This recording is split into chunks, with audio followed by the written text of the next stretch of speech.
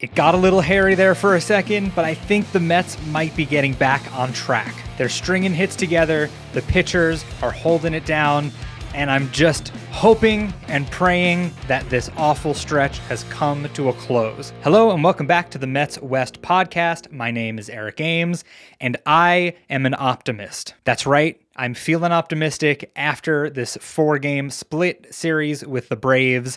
The first 2 games, okay, listen, I didn't do an episode after the Phillies series. I was out of town, I wasn't home and didn't have all my stuff. I'm kind of happy I didn't get to do one because I didn't really know what I would talk about because the team just looked so bad. First 2 games of this series, I was thinking the same thing. What am I even going to talk about in this episode that hasn't already been said? Because the hitters weren't hitting, the pitchers were getting fatigued and not playing up to their ability. Everything was just wrong. And then these last 2 games, these second 2 games, people, they have given me a little bit of hope. Of course, talking about having hope is kind of ridiculous because as I'm recording this, the Mets are still 14 games over 500. It's not even the All-Star break yet. So it's not like the sky is falling, but for a second there, for a very long, extended second, it felt like the sky may fall. So quickly, let's talk about that one game they won in Philadelphia because it ties into this series. So the Mets won that game. They scored 11 runs in that game. And like every single run was basically a solo home run. I mean, they just hit a ton of home runs in that game. And it's great. I love home runs. I dig the long ball too, but it's not a sustainable way to win baseball games. So after that offensive explosion in Philadelphia, what happened? They lost the 3rd game in Philly, then they came back to New York and lost the first 2 against the Braves because they couldn't score again. So what I absolutely loved to see in the second 2 Braves games is that the Mets offense were stringing hits together. It was like the first time they had sustained a rally over the course of this entire losing stretch dating back to, when they got swept by the Rays 2 weeks ago. They're getting singles, doubles, they're driving runners in scoring position in to score.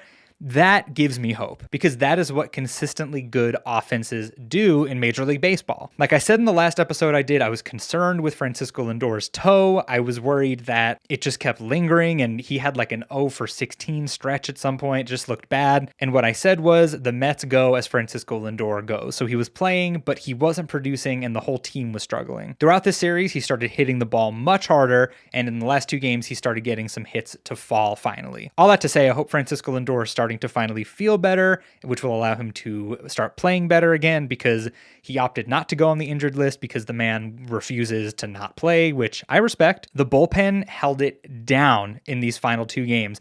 And this is like, listen, what I was saying in my little TikTok, Instagram game recaps is that the starters haven't been going that deep into games all season. So it's like Kodai Senga, Clay Holmes, Griffin Canning, all these guys have really good numbers, but then you look at their innings pitched and you're like, well, they're not going deep. Is this going to have an effect on the bullpen? Well, the bullpen's been overperforming. Are they going to regress? Shockingly, the bullpen started to regress when the fatigue from having to cover for the starting pitchers finally started to set in. And we saw this over the course of that bad stretch with specifically Huáscar Brazoban and Reed Garrett. You're like, these are the 2 most reliable guys in the bullpen. Why are they struggling so badly? Because they're exhausted, because they have to go out and be thrown into high leverage situations. They have to save every single game because the starters are only going 5 innings. So in this series, we saw that thing happen, which happens in the middle of every baseball season, which is they start sending guys down to AAA, calling up fresh arms, and it's just a merry-go-round of relief pitchers just constantly in motion. Someone that really stood out to me in this series was in Game 4, Dedniel Nunez came back, and last time we saw him, he was not pitching with confidence, didn't seem like he really trusted his stuff, and he had I think it was only one very bad outing. And then in Game 4, he came in, pitched 2 innings, bunch of strikeouts, looked extremely confident, and that was very good to see. Now, the rest of the bullpen guys I want to shout out, but literally so many random guys pitched in this series in these final 2 games that I have to read it off of my notes. Austin Warren, Ryan Stanek, Edwin Diaz, Brandon Waddell, Jose Butto, and Jonathan Pintaro. Shout out to every single one of those people. They came in and they locked it down. And I've said this before, as a fan, I just kind of expect whoever's in there, I'm like, he has to get it done. He has to get it done. I don't care who you are. I don't care if this is your first major league pitch. I expect you to get it done, which isn't necessarily fair all the time, but these guys got it done. Unfortunately, in this final game, Griffin Canning left in the third inning with what they were calling like a leg injury or an ankle injury. I mean, the dude tore his Achilles. It hasn't been announced at the time of recording this because they'll probably announce the official diagnosis tomorrow morning, Friday morning. But I saw Aaron Rodgers do it at MetLife Stadium. I saw Jason Tatum do it in the playoffs, Tyrese Halliburton in the NBA playoffs this year. It looked like every Achilles injury I've ever seen. Obviously, it sucks for us as a team and as fans of the team, but on a personal level, I mean, he's having a career year. He's never been this good of a pitcher. So to go down with like a freak, stupid injury like that, I feel for the guy. I really do. So the Mets are going to need to find some starting pitching. I mean, the trade deadline coming up in a month. I'm not really expecting them to make any trades before then because you usually get fleeced if you try to make a trade too early, like Rafael Devers. But I trust David Stearns to make some trades and do some stuff. People have been talking all year about the Mets trading for Sandy Alcantara, which I don't know what the Marlins would ask for him, but obviously that would be great. He's having a down year, but we've seen what he's capable of, and Hefner in the pitching lab, I obviously have faith. I mean, Sandy's an excellent pitcher. Now, the other name that's been floating around in Mets starting pitching trade rumors is Jacob deGrom. And I know. He signed the contract in Texas. He clearly didn't want to be a Met. He didn't want to be in New York. I think he's just like a kind of like a quiet, chill Southern dude and just didn't like the bright lights in New York. But deGrom has been having legitimate success this year. I mean, he's still healthy. He's winning games. He's racking up those strikeouts. He took a no-hitter into the 7th inning the other night. And he finally did something that every time he got hurt, I said, why doesn't he just reduce his velocity? Because he can still be an effective pitcher. He didn't always throw 100 miles an hour. I mean, his fastball used to be like 94, 95, and he won Cy Young 2 years in a row. So, of course, this season, his slider's 88, 89, his fastball's 96, 97, and he hasn't gotten hurt yet.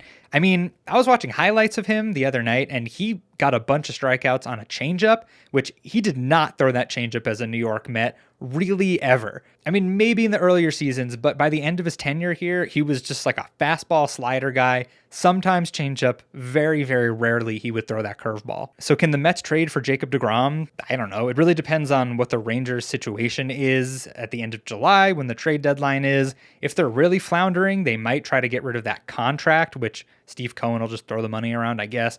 But like any trade, I don't know, it depends on who the other team wants and if it's viable and if David Stearns thinks it's a good idea. So maybe a reunion is in order. I have no idea. It feels very unlikely. But either way, I'm happy for Jake. I know a lot of people are bitter at him, but I have his jersey. I've always loved the guy, and I'm happy to see him having success this year. Let's talk a little bit about Juan Soto. The dude is really, really locked in right now. He's playing MVP level baseball. He's actually I feel like he's been good in the field too. Don't quote me. I don't know the metrics, the eye test. He's made a couple good plays. He's hustling a little bit more on the base paths. He's shuffling a little bit in the box. His OPS is up to 900. It's 897, which is, I mean, he's raised it like almost 200 points from a few episodes ago.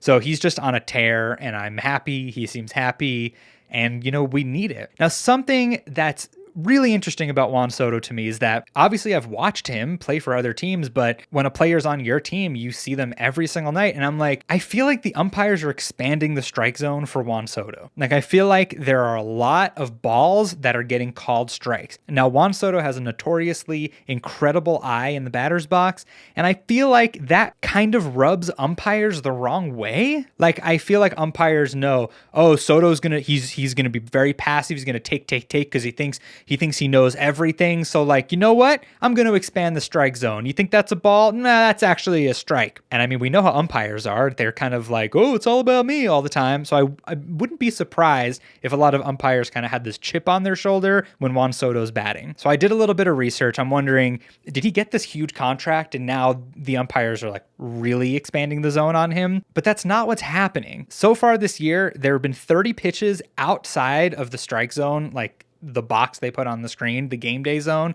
30 pitches outside of the strike zone, called strikes this season. Obviously, we're halfway through the year, so that's a pace of 60 for the entire year. He averages around 60 of these bad calls a year, so it's perfectly on pace for him. So I was like, okay, he's always been treated like this by the umpires, but is 60 missed calls like that per season average? Above, below? I had no idea. So I looked into Francisco Lindor, Pete Alonso, and Brandon Nimmo's numbers with these missed calls. I fact-checked the last like 5 or 6 seasons for each player, and basically Lindor averages around 40 of those missed calls, Pete 50, and Brandon Nimmo 40. So Juan Soto on average is getting more missed calls, balls called strikes, than his fellow teammates. Is that a big enough discrepancy for it to mean something? I mean, in my opinion, it is, because I feel like he's so known for having such a good eye that I feel like the umpires make it a little harder for him. Please tell me in the comments if you think I'm missing something, if I'm looking at these statistics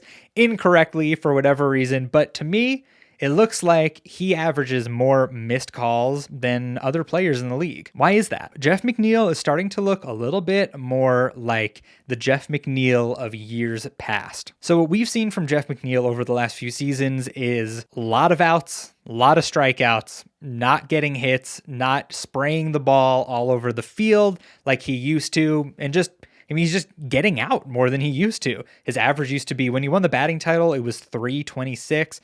This season, it's around 250. He's been way under 300 the last few seasons, and we're all wondering, like, what happened to him? Did he change his approach? Is he trying to hit more home runs? He has had more power, but the average has been way down. So what's going on? So something I noticed in this series is that he had a few hits to left field. We're like, okay, cool. But he's a left-hand hitter, so hits to left field are opposite field hits. And that's kind of the old Jeff McNeil's signature. So I looked it up, and halfway through the season so far, he's hit 5 base hits to left field. So that's obviously a pace for 10. It's really easy doing this right smack dab in the middle of the season because all my numbers are just times 2. So yeah, he's on pace for 10 opposite field hits. In 2022, when he was an incredible contact hitter and won the batting title, he had 35 hits to left field. So that doesn't sound like a ton, but that's 3.5 times more than he's on pace for so far this year. So to me, that says Jeff McNeil he's getting back in his Jeff McNeil contact hitter groove. In the final game of this Braves series, he just kind of, on the first pitch, stuck his bat out and poked one into center field that scored 2 massive insurance runs. So even though that's not an opposite field hit, it kind of feels the same to me, just contact, just putting the ball in play and making good things happen. Honestly, after these last few games, when he comes to bat, I can envision him, just slicing a double down the left field line. And if we could get that Jeff McNeil back hitting in the 5 spot, it would be so huge. I can't even describe it. Now, the last thing I want to touch on is not a Mets specific thing, but it's about Ketel Marte and getting heckled. So if you haven't heard, a few games ago, there was a shot from the Diamondbacks game. The players were huddled around the mound and a bunch of guys seemed to be consoling Ketel Marte, and they zoomed in on his face and you could see he was crying and wiping his eyes, and no one really knew why. Then after the game, they came out and said that someone was heckling him about his late mother that passed away years and years ago. Heckling baseball players, heckling athletes, that's a thing that's gonna happen, right? But I don't need to preach this. I don't need to get up on a soapbox and talk about this. If you're a normal person watching this, you understand what I'm about to say.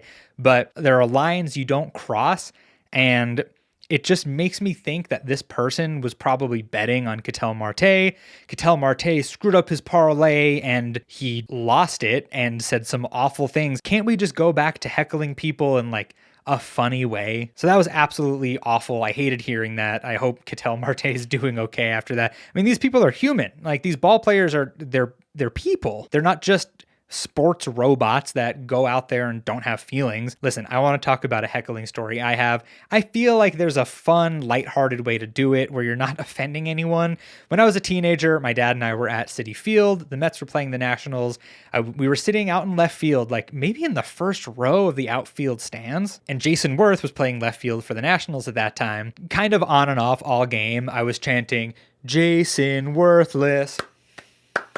in my opinion, I felt like that was just funny and not actually mean in any real substantial way. And then something hilarious happened, which was in between innings, Jason Worth is warming up with his center fielder. He gets the ball, innings about to start. He turns to the crowd and he's looking for someone to toss the ball to, right? So I'm in the first row and I'm like, Jason, give me the ball, give me the ball. And he looks at me after being heckled by me, calling him Jason Worthless throughout the game. He looks at me and he goes, no, like, I'm not throwing you the ball. Are you kidding me? But he like faked it towards me. Like, oh yeah, you want this? And he was like, absolutely not. And he like threw it somewhere else.